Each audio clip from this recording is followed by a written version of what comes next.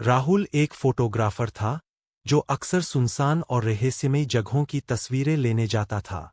एक दिन उसे एक पुराना, वीरान हवेली के बारे में पता चला जो शहर से दूर जंगल के बीचों बीच स्थित थी। कहा जाता था कि वहां कोई नहीं रहता, लेकिन रात को रोशनी और साए नजर आते हैं। राहुल ने तय किया कि वह इस रहस्यमयी हवेली की तस्वीरें खींचेगा। वह शाम होते ही अपने कैमरे के साथ निकल पड़ा। जब वह हवेली पहुंचा तो वहां सन्नाटा पसरा था।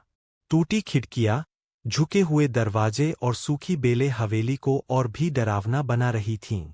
वह अंदर गया। हर कमरे में झाड़ू के निशान जैसे लगते थे, जैसे कोई वहां अभी भी सफाई करता हो।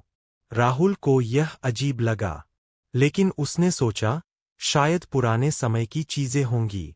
जैसे ही वह एक बड़े हॉल में पहुंचा, उसे एक तस्वीर दीवार पर टंगी मिली। उसमें एक महिला की धुंधली सी तस्वीर थी, जिसकी आंखें जैसे कैमरे से ही देख रही हों। राहुल ने अपनी आंखें मलीं और आगे बढ़ा। अचानक उसे सीढ़ियों पर किसी के चलने की आवाज आई। वह मुड़ा, लेकिन कोई नहीं था। उसने कैमरा उठाया और एक तस्वीर ली।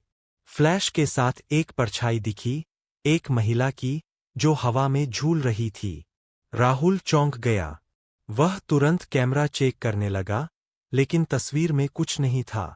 उसने सोचा शायद थकान की वजह से भ्रम हो रहा है। तभी उसके कैमरे की स्क्रीन अपने आप ऑन हुई और उसमें वही महिला मुस्कराते हुए दिखाई दी।